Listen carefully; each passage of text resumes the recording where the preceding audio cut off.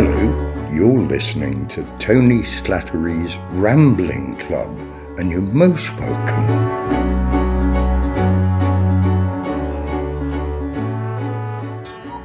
Hello, my name's Paul Carmichael. And I'm Alan Lear. And you are welcome once again because it is Friday, it's 5 to 5, and you're welcome to the Presidential Shed, Tony Slattery's Rambling Club. We are open for business once again. And thank you, we should say, really thank you. We've had so many lovely comments from people recently about the show and about the guests who we've had. So if you could do us a little favour at this point, just get it in early, I thought. Maybe if you could go to iTunes or Spotify or wherever you get your podcast, and if you could think about giving us a little click on those stars, you see. 5 stars is always the best. So if you could think about doing that, that would really help us out, wouldn't it, Al? It certainly would, and we've been neglecting to mention that over the last few. For the last 30 episodes. Probably add it to the script, shouldn't we? I think we probably should, but... there's the door. Do you want to get the door and see who it is? Yeah, certainly. Hello. Oh, hello, it's Ted Robbins here. Could I come into Tony's shed, please? In you come, you are more than welcome. Thank you. Come in. I just hope I've got the right programme, because when I heard you say it's Friday, it's 5 to 5, I thought you were going to say, and it's Crackerjack. At which point I should shout back Crackerjack. I must say, years ago, I was on a Radio 4 programme hosted by Simon Mayo called Act Your Age. Oh. I don't even remember it. And the idea where there was 3 groups of comedians, young up-and-coming ones, established comics, and then, well, old farts is the only phrase I can use. And I foolishly said to my agent, and which group am I going to be in? And that nanosecond, I went, Oh. There, I get it, yeah. But in one show, I was lined up with Stu Francis, who used to be on Crackerjack. Yeah. Ooh, I could jump off a doll's house. I could tear the tissue. I could crush a grape. Ooh. And only people of a certain vintage will remember that. But also, there's a great comedian called Stuart Francis. I think he's Canadian, isn't he? Yeah, the one-liner guy. Yeah, and I'm pretty sure, much the same way that the Sooty man, Harry Corbett, and Harry H. Corbett, both got MBEs or OBEs at the same time, because somebody mixed their names up. So Harold Steptoe and Sooty's dad, or whatever his relationship with them. So I think somebody thought, oh yes, Stu Francis, he's cool and groovy. So we were recording in the Regent Street BBC studios in the middle of London on a Sunday afternoon, and then the audience came in, and they were pretty kind of, pretty right on, should we say. I don't know if I'm right on. I'm right off it these days. But anyway, so I was the team captain, and we'd have people like Roger de Courcy on, Nookie the Bear, and various people. But I said, and tonight's guest, my partner is Stu Francis. And Stu ran out and went, Crackerjack, to which there was silence. And I said, I took over from Simon Mayo. I said, I'm very sorry, everybody. Can I just explain something? For those of you under the age of 93, you might remember there's a program called Crackerjack, and the idea was that when anyone said Crackerjack, you all shouted Crackerjack, and then somebody said, why? I said, let's just get on with it, We got through there. He was very good, Stu. I like both Stu and Stuart Francis. So there we are. There's me covering my backside. But let's talk about that. I've come to be in Tony's shed, and as I speak, I find out myself speaking a little like Tony. I don't know if I am, but I think I might be just a little bit. But yes. It's an infectious thing, isn't it? We found it always catches on, the Tonyisms. Yes, it does, doesn't it? Because he was very. I hate using his name in the past tense, but very infectious, wasn't he? You know, you just look, well, you loved him. I loved him, and so many millions of people did. What we were going to do anyway is, as we always do, as Tony loved to do all the time, is on a Friday we give this machine a bit of a whirl and see where we end up. So do you fancy maybe coming for a bit of a ramble with us and seeing where we end up? I do, on your bingo machine. I've called bingo when I was a Butlins Redcoat as well. Oh. So I've done the lot, mate. There we go. Let's give it a spin and see where we end up. Here we go.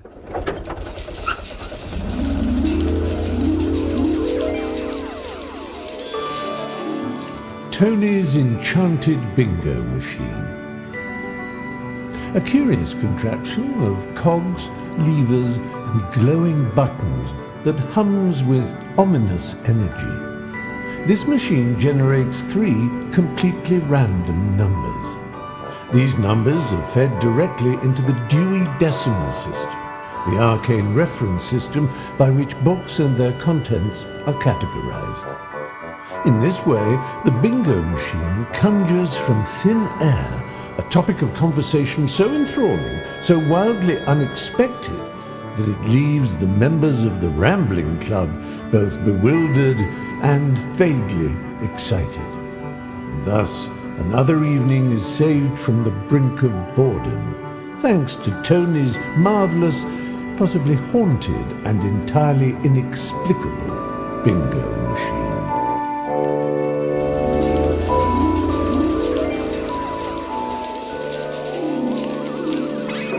Well, here we are in our first location with our first set of numbers with our guest president, Ted Robbins. Oh. And the first numbers out of the machine are 4, 4, 0. 440. 440.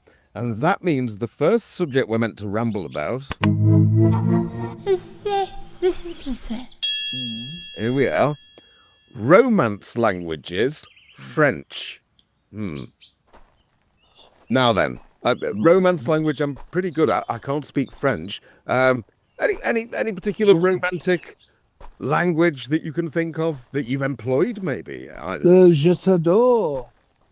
Oh. Je t'adore. Qu'est-ce que c'est? Avec, voulez-vous coucher avec moi ce soir? Indeed.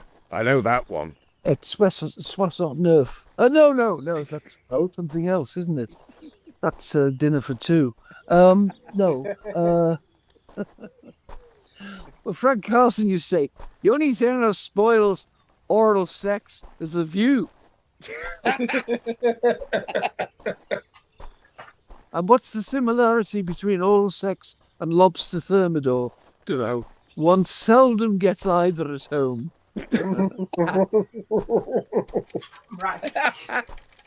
Probably cut that bit out if you want. But, That's 0. Franglais, yes, my franglais is I don't think before I married my dear wife Judy 37 years ago. She's not married, she's just the hours are so long. Yes. But Judy speaks fluent Spanish and Italian. She was a dancer, professional dancer, and in fact she's in, I don't know if you've seen Phoenix Nights. I say that naively. Yeah. The acts at the end, you know, where they go next, like the one-legged Elvis who does Blue Suede Shoe. And Peter Kay was at our house. Sorry, I won't I hate name droppers. No, I said to Elton John in the bath this morning, I really don't like that something. I can't stop. You've started me off now. It's a while since I've done this stand-up, and you can see why. But Judy, very glamorous dancer, blah blah blah.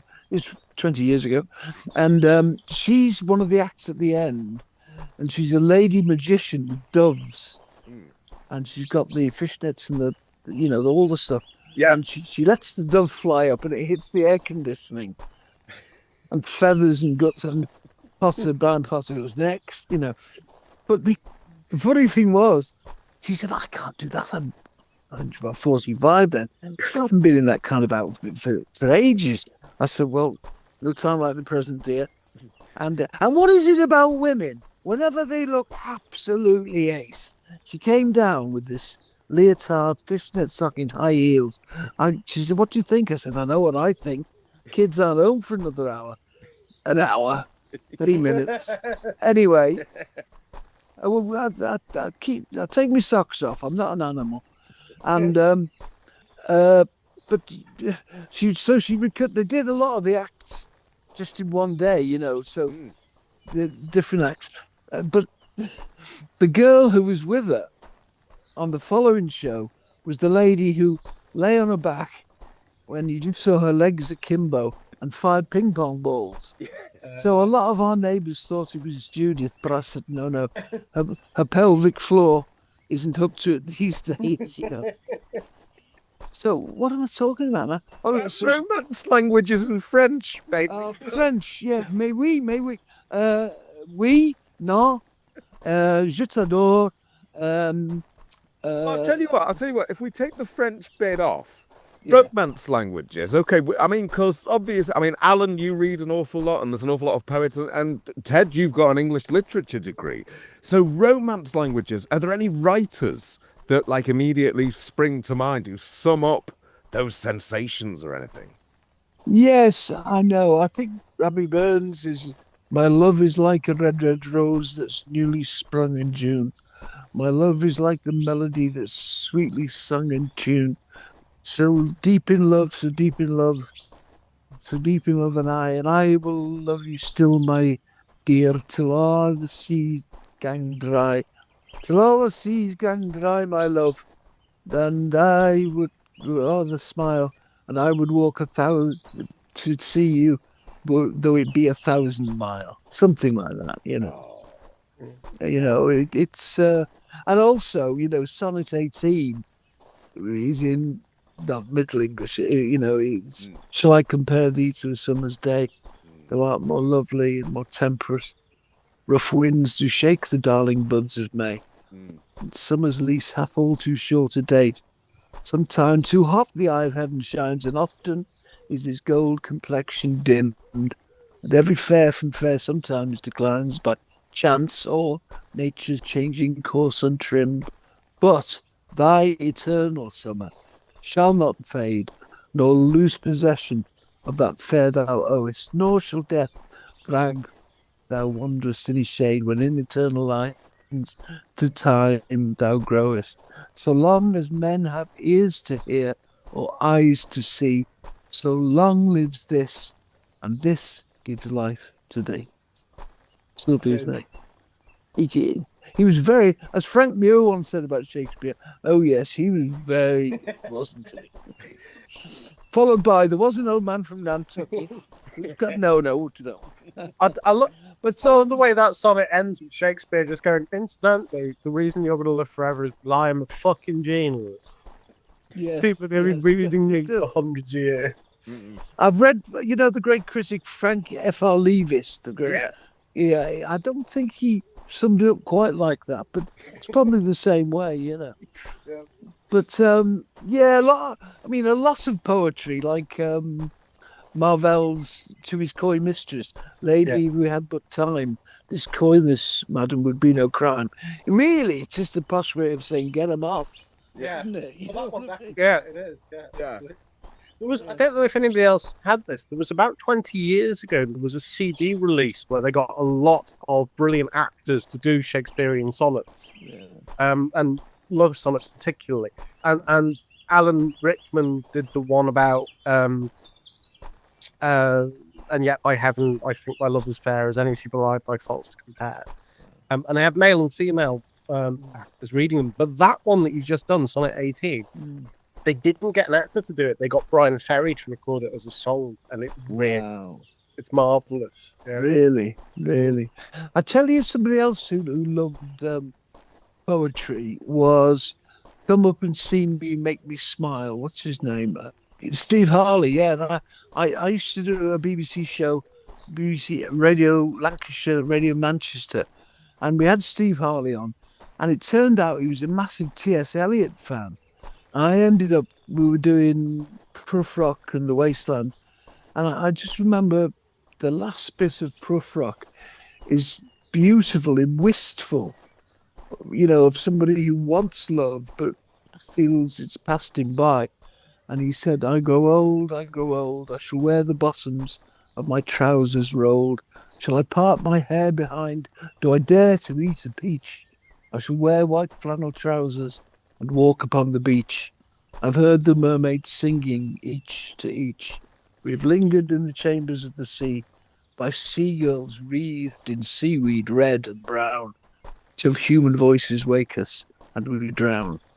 I think that's possibly the most favourite lines of wistfulness and beauty, really, about love, frustrated love, and then, Tony and I used to have conversations like this all the time, and it wasn't just showing off like I am now, but it was just. Can I tell you something about doing warm-ups? Yeah. Which relates to literature. Uh-huh.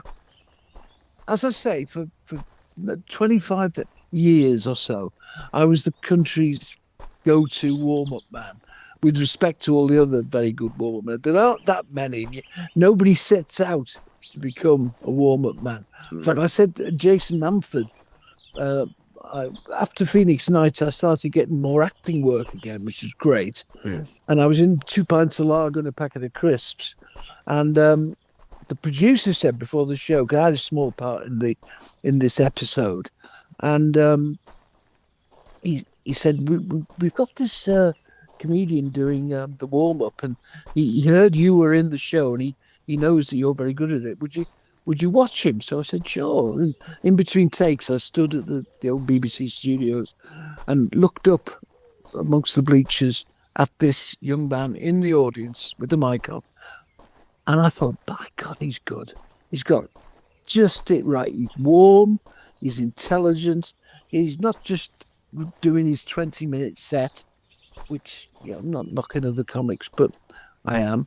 And he was responding, and people warmed to him. And then he related back to the story. He said, right, we're going to do back to the script now. And I thought, God, that's really, really good. So in the green room afterwards, having a little libation, and he came up to me, Jason Manford. Nobody knew who it was. And he said, Ted, I said, oh, lovely to meet you, mate. You're from Bolton or that? Yeah. He said, what did you think? I said, Jason, I think you are absolutely brilliant. I said, you're great. Your job is. He said, I know. I'm getting £250 a night, whereas some of the comedy clubs, you'd have to do 5 gigs a night to get that, And he said, I'm booked for the whole series. I said, great. He said, what advice would you give me? I said, don't do any more. And he said, what do you mean? I said, because you're so good at what you do. And television uses people for what they are. And if you carry on doing it, in 20 years' time, you'll still be doing it. It'll be all you ever do. It will, because you're so good at it.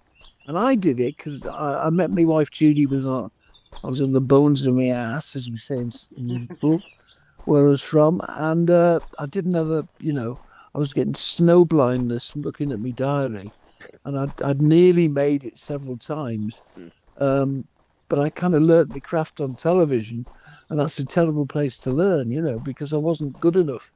So he didn't, and he credited me once.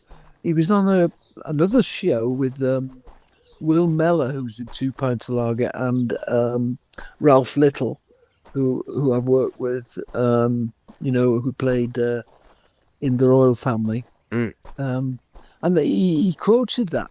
And then the next time I met Jason, he was like doing, 20,000 stadium fillers. And he came up and said, Ted, I did what you said. I said, I know. That'll be 100 guineas, please. Why do you think it is, though, Ted, that we have that thing in this country? And I don't think they do it in America. Like in America, if you're really good at something, there seems to be a thing where they go, well, let's see what else you can do. But here it seems to be like, no, you're good at that, so stay in your lane. And because and when it comes to, I think you're right, because when I think of of warm-ups, I can think of you and I think of Felix Bowness. Oh, say Felix. But Sounds of the sea, bobbing up and down like this. no, why is it that we do that thing? You think of going, no, stay in your lane. Do you know why? I think it's because we don't have enough producers, real producers, who really know the business and who aren't looking over their backs and worried about what people are going to say. Creative people like Larry David, like the producers Mel Brooks, people like that who move into production, who've all, in the old days, so it's famous, but like Bill Cotton Jr., who was head of BBC for years and years, was somebody who knew theatres, who knew audiences. They'd been in theatres, and they had that connection. There are some good producers around. There's some great producers. There's a guy called Steve Ride who did a kids show I did called The Slammer, and I managed to put a good word in with him, with Rhys Shearsmith and Stephen Pemberton for Number 9, and he produced the last series of that. And he's got what I call an old head on new shoulders, And it was some. I remember reading Mel Brooks was at the BBC, came over from America, and he was writing at the time for Sid Caesar, and he was with those Woody Allen, that great raft of mostly Jewish writers, but brilliant. Mel Brooks is one of the greatest. And he was introduced to Frank Muir. Do you remember Frank Muir? Oh yes. Oh yeah. I mean, very talented, great writer with Dennis Norden. Norden and Muir, great. And again, Dennis Norden knew the business, inside out. And Frank Muir at the time was head of comedy.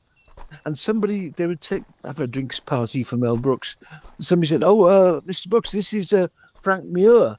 He said, oh, how do you do? He said, oh, yeah. He said, he's our head of comedy. And Mel Brooks said, you mean you know? And I think it's sometimes it's that, that the good producers see beyond what people are doing. Whereas these days, there's so many producers, associate producers, good ones, and others who, television is so diversified now. Some occasionally kids who remember who I am say, I want to get onto telly, and you want to say, don't bother, son, don't. Unless you're really good at what you do, and there is always room for those who are good, and maybe it's true. But I think the reason I became good at doing warm-ups was I'd had great, experience of working with artists, so I wasn't in awe of them, but I was respectful to them, and I was intelligent enough to follow the story, and I also knew that I just got married and a child on the way. I didn't have a pot to piss in, and it paid me well. So Judy said, right, do these warm-ups. And next thing, I was doing everyone, Cilla Black, so I did Remember Him Badly. I did This Is Your Life. I did This Is Your Life, I know. I did University Challenge once. I've got a good tale about that. Go on, University Challenge. Okay. Was that Bamba Gascoigne days? No, it wasn't. It was Jeremy Paxman, who didn't have a clue who or what I was for. What the bloody hell? He was nice guy off camera, but I don't think he knew. And I sort of didn't mind. He was just, So in the audiences, you'd have a split audience. You'd have a load of people from the Arndale Centre who'd done the shopping, right? Salford, Manchester folk, who come in and they knew you got a free carton of orange juice and a Kit Kat. They were the regulars. And right, Manchester, right, Ted, how are you?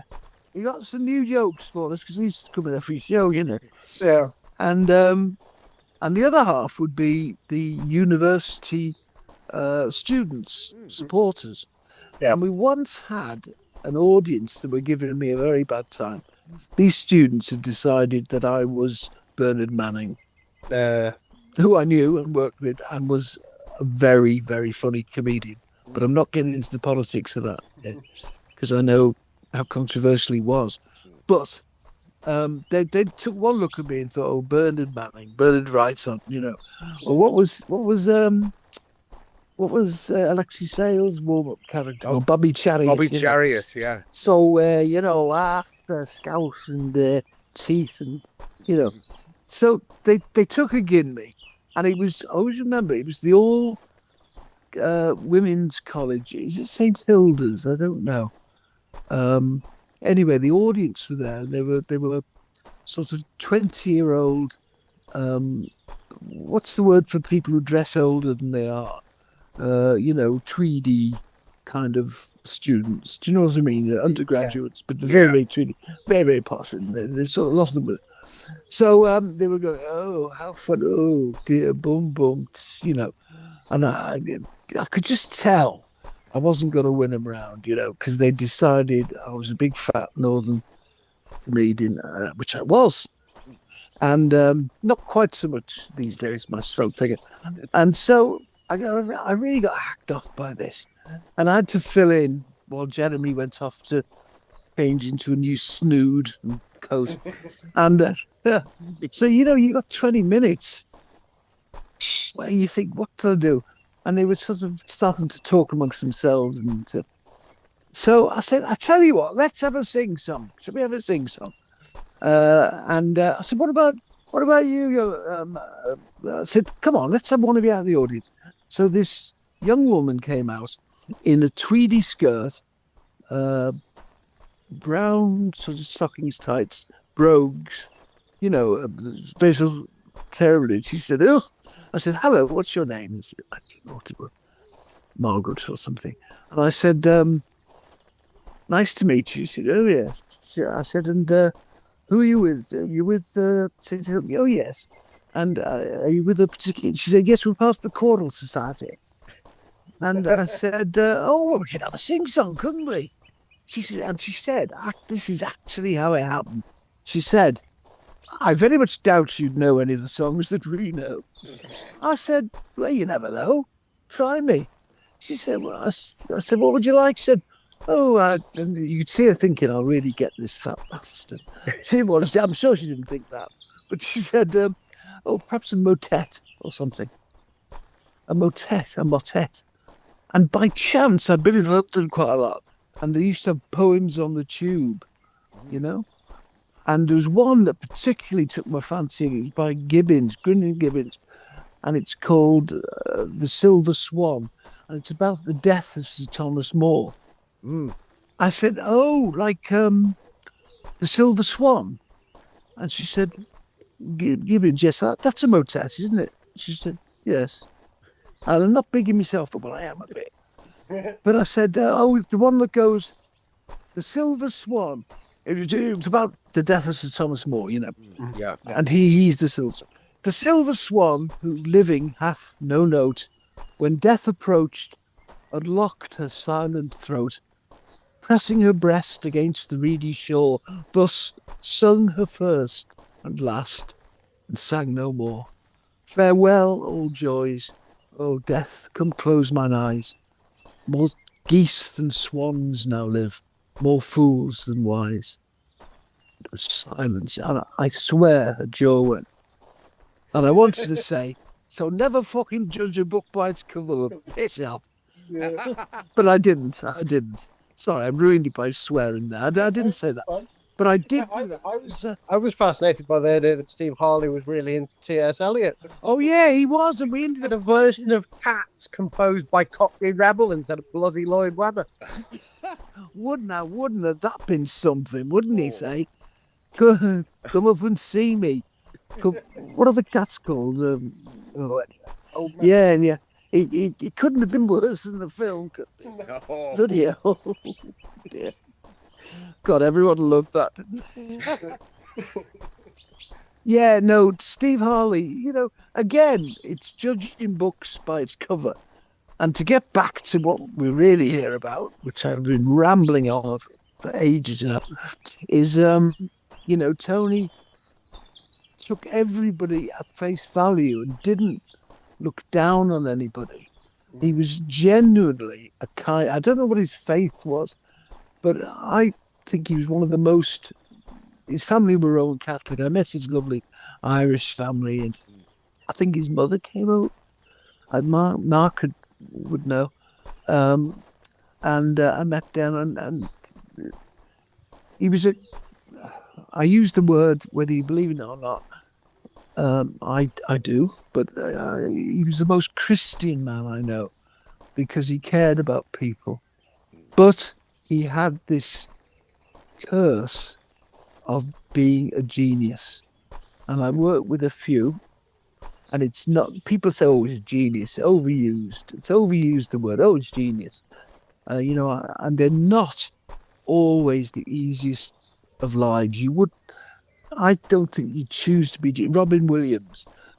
I think Tony was a little like Robin Williams in some ways.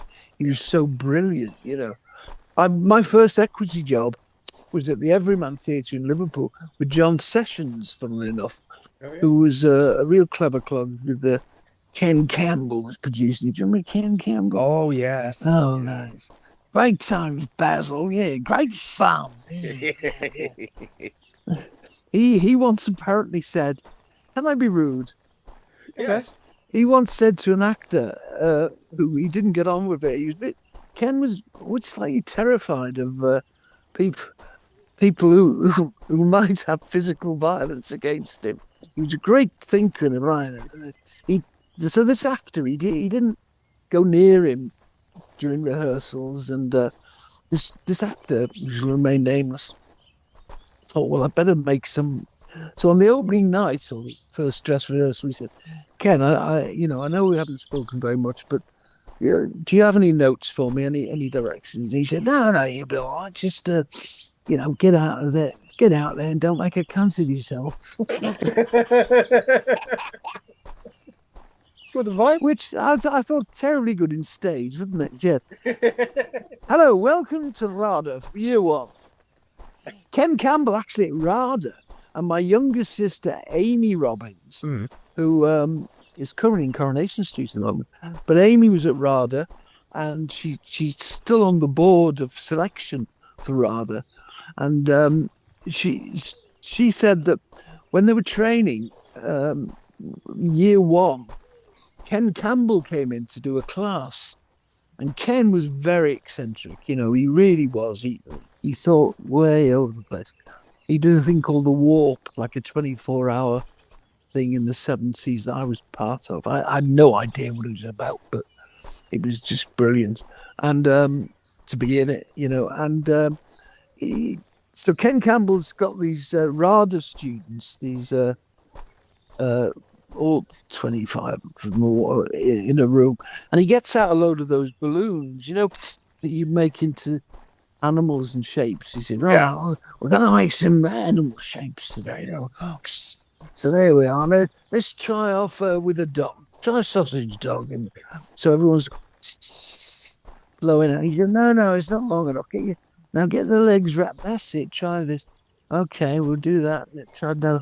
And after about half an hour, somebody said, Ken, why are we doing this? He said, I just wanted to show you the kind of thing you might be doing when you leave RADA.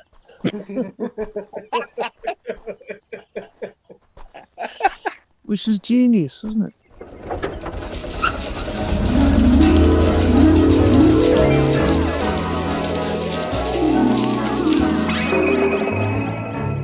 Oh, what are we talking about? Oh, God. Well, you know what, Ted? I mean, this has just been fantastic. Thank you so much. We haven't talked enough about Tony.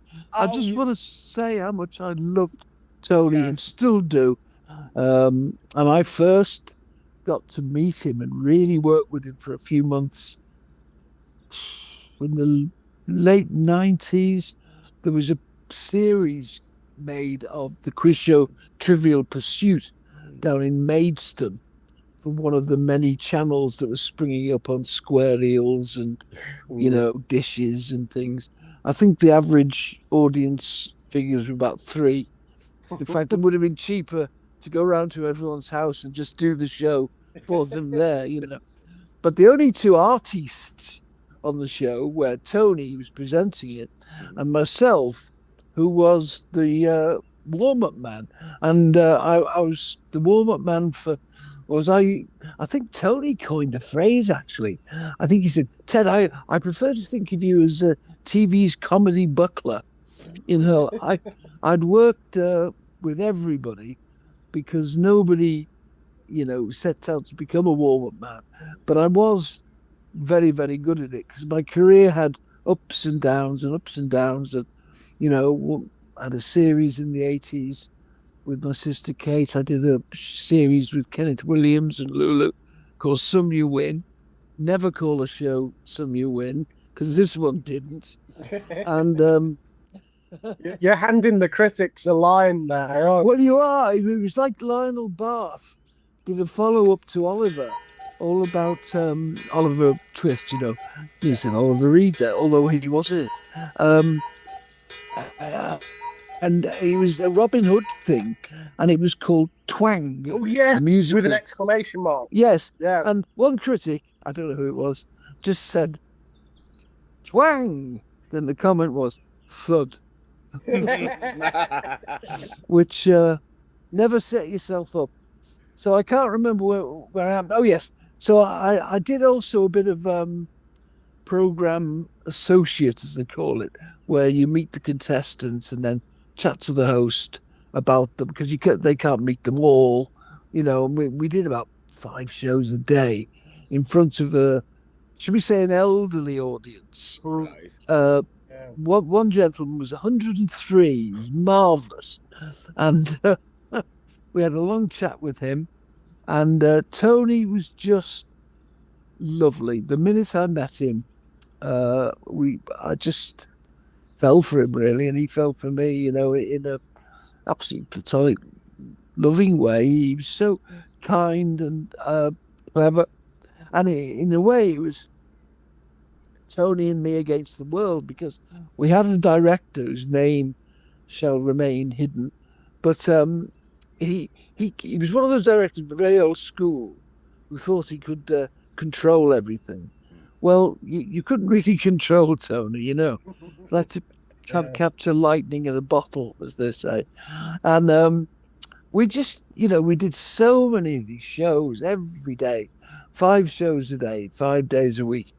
And we ended up with a kind of silly catchphrases and things, because Tony loved the absurd, despite his great intellect. I mean, what a brain that man had, but he wore his education very lightly, which always hugely impresses me. It was his degree in Spanish medieval poetry, I think, wasn't it? Modern and medieval languages, I think.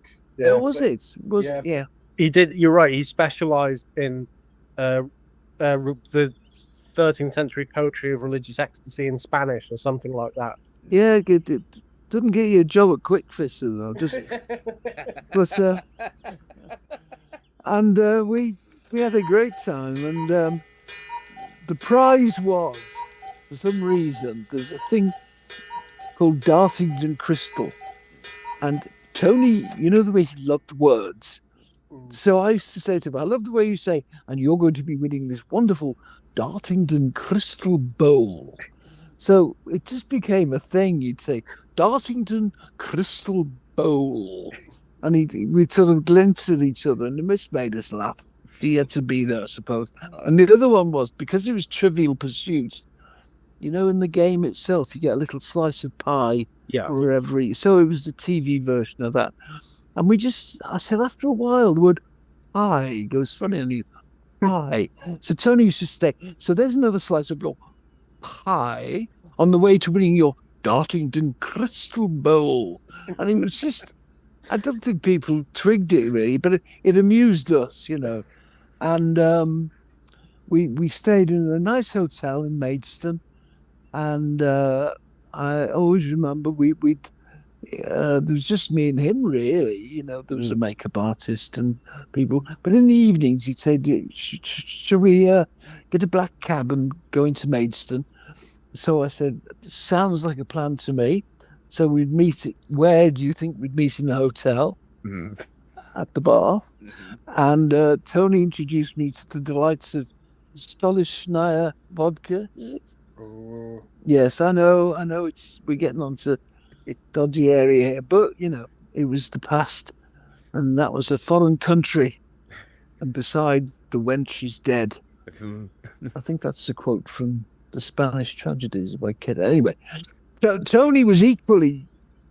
I'm blowing my own trumpets here, but although I was what's known as a Joey comic, I've worked the variety, the old-fashioned variety stuff. I worked with Les Dawson. I worked with Bob Monkhouse. I understudied Les for years, but I also, my dad was a redcoat, and that's where he met me mum at Bucklands in Pwllheli.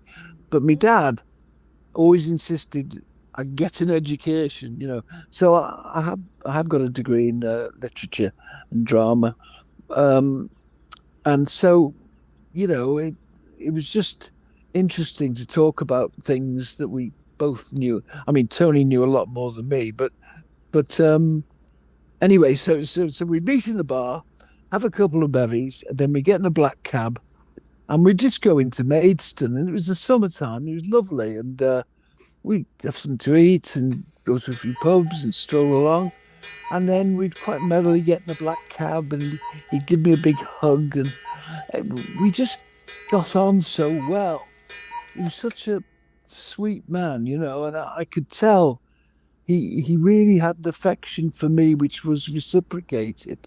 I knew that. And one day, my wife, Judy, we live in Lancashire, just north of a place called Ramsbottom, where the motorway is cobbled. And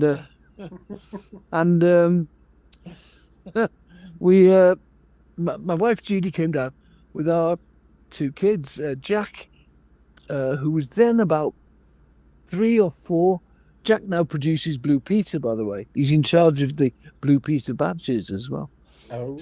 Yes, so keep well in. And our daughter Molly, who just get another plug in here. She's a cake artist. If you look at Molly Robbins, Molly makes cakes. She does these fantastic things, and she's just been signed up for a big American cake project, which I just was allowed to talk about, but it's on Netflix and stuff like that. Anyway, but they were little tiny tots, and they came running in, and Tony just held them, and he came up to me and said, Ted, your children are angels, and he was just lovely with them, and they loved him, and so really that was how I got to know Tony very well. And I say got to know because this show business, you say hello and you love people, pantomimes or summer seasons or TV series, and you're close friends for a short while, with tense time, maybe 5-6 weeks, and then you don't see them again for a while, And sadly, Tony wasn't seen for quite a while, I don't know if I could say I saw what lay ahead or not, because we all enjoyed life and liked having a drink and doing things, and then it was like a few years later, what happened to Tony Slattery? And I just didn't know where he was, like a lot of people. And then the story unfolded, how beautifully and lovingly Mark had stood by his side. And I did meet Tony several times later, and he was always funny, even though he was a little bit sort of, different, should we say, because of what had happened and things and events. And in my experience of showbiz, and I wonder, I've been in the bit. I started when I was 17. I was the compere of a performing dolphin show. That was my first job. Right. 17. In Porthcawl, Coney Bridge, there was they had a performing dolphin show, and my dad was in between jobs, as he often was, and he got the job as manager of this dolphinarium. And my summer holidays were coming up from school.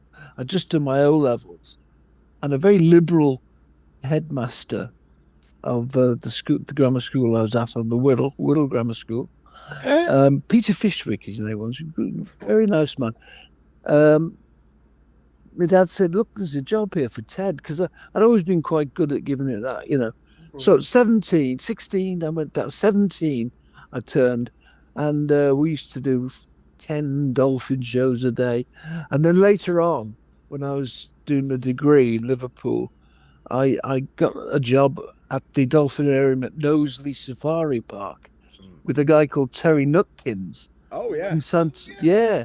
With the middle fingers missing and fingers bitten off by an otter.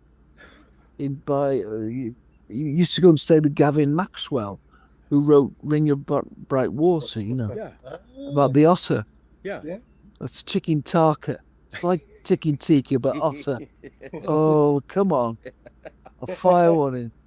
So I just want to put one rider in here. I now am part of a group that really, really disapproves and also disapproves, pompous, but you know, these incredible animals should not be kept in captivity. Mammals, cetaceans, dolphins, but killer whales in SeaWorld. It's absolutely appalling. They should be in the ocean. It's like locking you and me in a concrete box this big, you know. And I'm really, but I was young and it was great fun, and we used to swim with the dolphins, and I can't think how I got onto this. Yes, so it means that I've been in the business basically for over 50 years. And one day I'm really going to make it. And and I do believe that there is something greater than us in the cosmos, and whatever you believe in, and his spirit is indomitable, and please God we shall meet again. And I also want to say how much I admire, although I've yet to meet in the flesh Mark, but I will do soon, his partner Mark, who stuck by him through thick and thin. And so I will just say in my best Tony voice, thank you so much for tolerating me, and I hope you all win a beautiful Dartington crystal bowl. Oh. And Ted, listen, thank you so much. It's been absolutely brilliant having you on the Rambling Club. Thank you, really. And I am rambled, haven't I? So just as we wanted. That was perfect. That is the point. Yeah, and thank you to everyone at home for listening, and we really hope that you enjoyed this week's meeting of the Rambling Club. The club meets every Friday, but if you'd like to get in touch in the meantime, here's how you can find your fellow members. Tony's official website is at www.tonyslattery.com, and you can get in touch with us on the contact form on that website. We're on Twitter at Slattery Live. Please feel free to use the hashtag TSLC, to discuss any of this week's topic. I'm still on Twitter also, at Paul Carmichael V, but I can be found on Blue Sky, and at Slattery Live is also on Blue Sky as well. Yeah, and I believe Ted's on Twitter as well, is that right? Yes, at Ted Robbins 55, I think, or I don't know. It's at Ted Robbins, I think. We'll post a link for you. And the other thing is, also on Instagram, we should say people should follow Molly Makes Cakes, I believe. Oh, yeah. But she's, and say you heard her dad rambling on. Oh, we will. And if people want to join the Rambling Club themselves, Paul, how do they do that? Well, they can head to www.patreon.com/Slattery Live. The club is open 24 hours a day, 7 days a week, and we'd be delighted to welcome you over to the club. You can find some lovely perks for members there. You can hear episodes 4 weeks in advance, and also you can claim your club membership badge and also your club badges as well. So head over to www.patreon.com/Slattery Live and have a look. Yeah, so please do get in touch by any of those methods. We'd be delighted to hear from you and maybe fill in your pink slice. We would. And we will be back for another ramble next Friday at 5 to 5. And we hope that you'll join us again. But in the meantime, it's a goodbye from myself, Paul Carmichael. It's a goodbye from my colleague, Mr. Alan Lear. Goodbye. And it's a goodbye from our very special guest president of the Rambling Club this week, Mr. Ted Robbins. Thanks, Ted. May you all have a nice slice of pink eye. Eating it out of our Northington crystal bowl. You have been listening to Tony Slattery's Rambling Club with our special guest president, Ted Robbins. He was accompanied by Stephen Frey as the voice of the bingo machine. Acting President M. Sagan was assisted by Paul Carmichael and Alan Lear. The music was composed and performed by Michael Livesey and Andy Frizzell. Silly voices are by Michael Livesey and the show concept is by Paul Carmichael. Our producers are Stuart Morris and Alan Dibing and the show research is Sula Carmichael. The show producers are Erika Lear and Mark Hutchinson and the program was edited by Harry Carmichael. Our executive producer is Chris Castle, and the series executive producer is Mark Strickson. Tony Slattery's Rambling Club is a Fanfanitel production.